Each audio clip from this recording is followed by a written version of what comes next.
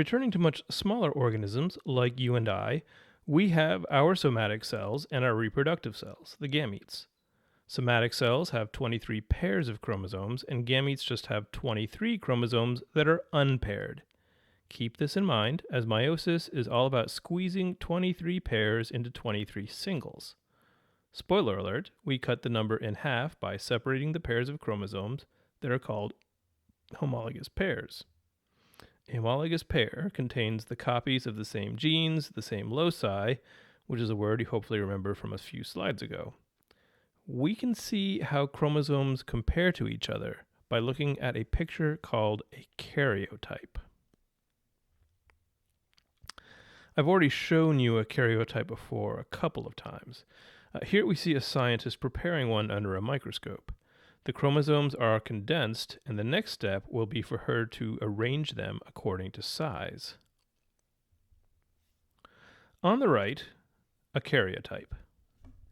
The homologous chromosomes are stained with fluorescent dyes, lined up and numbered, 1 through 22, and this odd couple over here. Take note, this is very important. Look over on the left here. Notice that each of the homologous chromosomes is made of 2 pairs of sister chromatids. You need to know the difference between sister chromatids and homologous chromosomes. So, sister chromatids, homologous chromosomes, sister chromatids, homologous chromosomes. Got it? Moving on, let's talk about sex chromosomes. The sex chromosomes determine the sex of the individual. In humans, the sex chromosomes are the odd pair in the corner down here, labeled as X and Y in the karyotype. Humans have X and Y chromosomes, though it's not the same in every animal, as we shall see in Chapter 15. Human females have 2 X chromosomes, a homologous pair. Males have an X chromosome and a smaller Y chromosome. There's another word for this, which is males are heterologous in their sex chromosomes. All the other chromosomes that are not sex chromosomes are called autosomes. Thus, in humans, we have 22 pairs of autosomes. Another important point I need to make here, because I see people getting confused. Autosomes are the names of chromosomes that are not sex chromosomes. Sex chromosomes are important for sex determination, but they are just one pair of chromosomes, not gametes, which are the sex cells. People mistake the names for chromosomes for the cells which contain them. Though gametes contain autosomes and somatic cells contain sex chromosomes. I will reinforce this point again later. Let's simplify matters by looking at a cell with 3 pairs of homologous chromosomes. 3 pairs is a lot easier to visualize and deal with than 23 pairs. Here we have a cell with all of the chromosomes duplicated and condensed, ready to undergo cell division. The chromosomes have been color-coded. Notice that with our 3 pairs, there's a large set of homologous chromosomes, a medium-sized set of homologous chromosomes, and a small set of homologous chromosomes. How does this compare to the karyotypes we just saw? What was this again? This is a set of homologous chromosomes. And what we saw in the previous slide was 3 sets where we have 23. So, in the simplified set, imagine that this is going on. Red chromosome from mom and blue from dad. Okay? Back to this. We have a cell with 2 sets of chromosomes, 6 in total, 3 from maternal mom and 3 from paternal dad. Hopefully everyone is clear on the difference between what sister chromatids are and what homologous chromosomes are. In somatic cells, there are 2 sets of chromosomes, 1 set from mom and 1 from dad, and these cells are called diploid. Gametes have only 1 set of chromosomes and no homologous pairs, and they are called haploid. We people have a haploid number of 23. A gamete contains 22 autosomes and a sex chromosome. An ovum, before fertilization, can only contain an X chromosome from mom. A sperm can contain either an X or a Y chromosome from dad.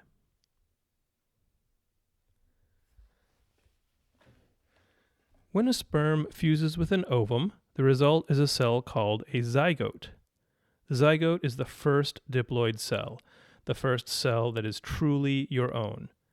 The zygote contains all of the genetic information to divide by mitosis and develop into an adult, though that takes time, of course.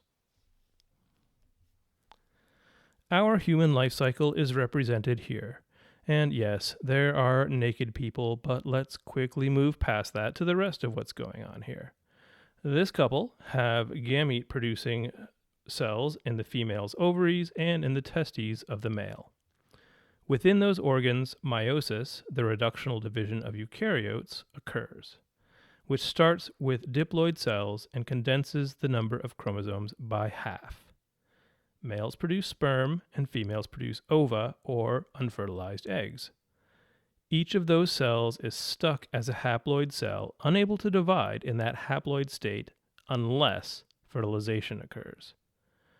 Fertilization restores the diploid state, and that zygote, that first diploid cell, can undergo mitosis and development, which produces the next generation of naked humans. Pay attention to these colors, which our textbook publisher has brought back from Chapter 7 to show diploid cells are in liver and haploid cells are in teal.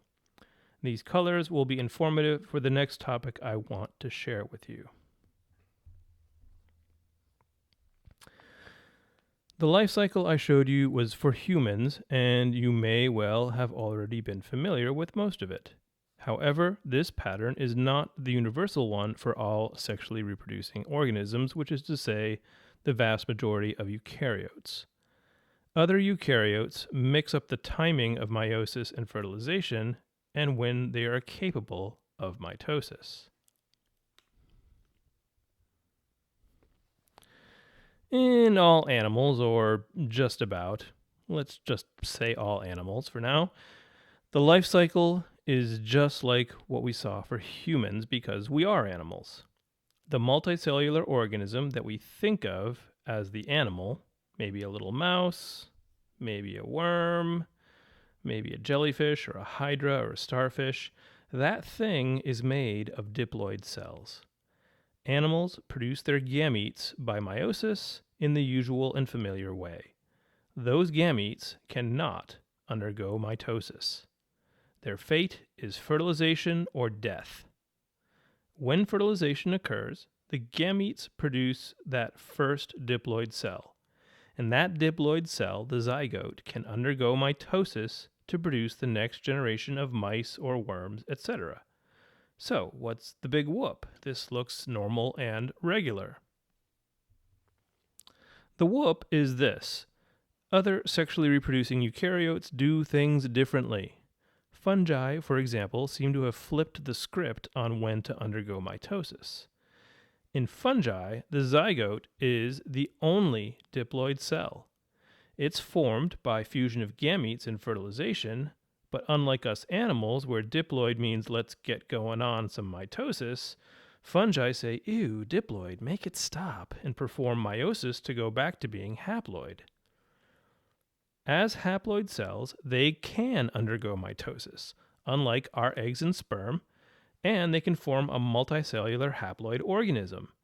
So, then when it's time to start the next generation, what's a fungus to do? It can't go through meiosis twice. That just can't happen. So it makes gametes using good old mitosis. Weird, huh? Gametes produced by mitosis? But that's how they do. And there is a third way. Plants, like Pando over here, demonstrate this third way, called alternation of generations. In this third way, mitosis occurs in both diploid and haploid cells. A plant may begin in this cycle as a zygote, that first diploid cell, and then divide by mitosis to produce a multicellular planty plant.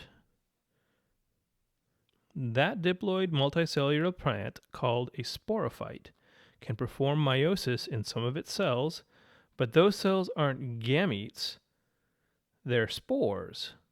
These haploid spores will divide by mitosis to form a second type of multicellular plant called the gametophyte.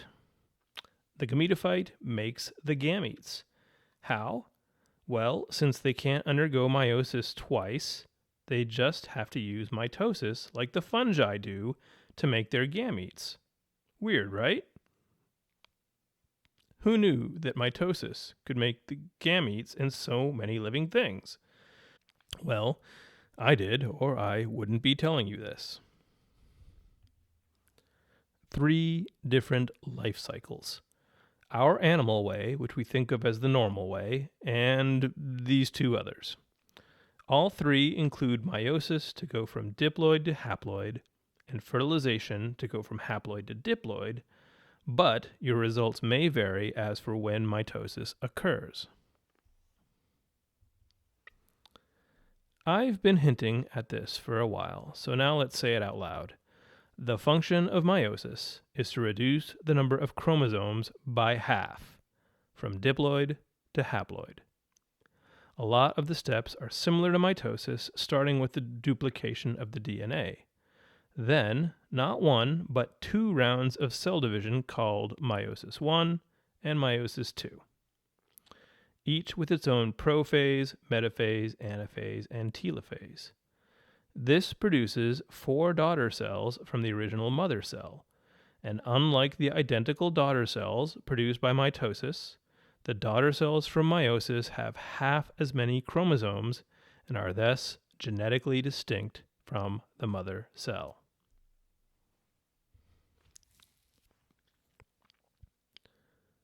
These 2 divisions have different purposes. In the first meiotic division, homologous chromosomes pair up and separate, just as the sister chromatids line up in metaphase of mitosis. The result, though, in meiosis is 2 haploid cells. Meiosis 1 is also called reduction division.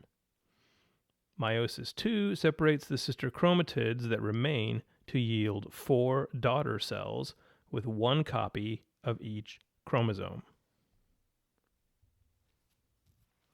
During interphase, the DNA is replicated exactly like in mitosis.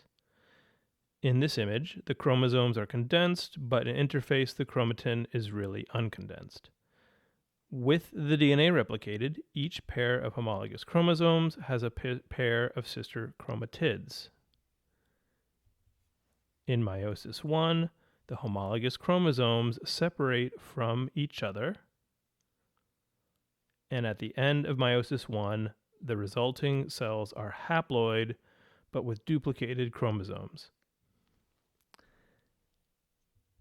In meiosis 2, the remaining sister chromatids in the haploid cells are separated, and this produces 4 haploid cells with 1 copy of each chromosome. Now we'll break it down step by step. There's a lot going on here, so we'll take our time. In prophase 1, the chromosomes condense, the nuclear envelope fragments, and the microtubules form a spindle. This is all very much like prophase of mitosis, except for 2 very different things that are going on here. One is, instead of the sister chromatids only starting to line up near the metaphase plate, we see homologous chromosomes lining up together. Instead of the usual groups of 2, we see groups of 4, and we call them tetrads, which reflects that number 4. The other very different thing that occurs is that the homologous chromosomes twist around each other in a very naughty-looking way. These naughty twists are called chiasmata, or just one chiasma. These chiasmata are not innocent and inconsequential. No, they have lasting consequences, in that the homologous chromosomes exchange pieces of the lobes, So bits of blue and red chromosomes trade places, and we don't end up with purely blue and purely red chromosomes, as you will see in the rest of these slides. In metaphase 1, there's lining up at the metaphase plate, but it's not the same lining up we saw in mitosis. It's the lining up of homologous chromosomes, the tetrads, not just sister chromatids, though the attachment to microtubules should look familiar. At anaphase 1, we see separation of the homologous chromosomes.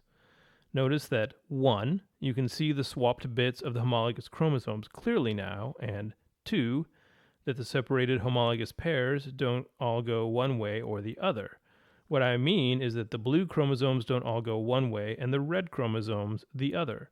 2 red and 1 blue are going up in this case, and 2 blue and 1 red are going down. It could just as likely have been all blue up and all red down. This assortment is random. And 3, the sister chromatids are still attached to each other. It is at this very point that the cell goes from diploid to haploid.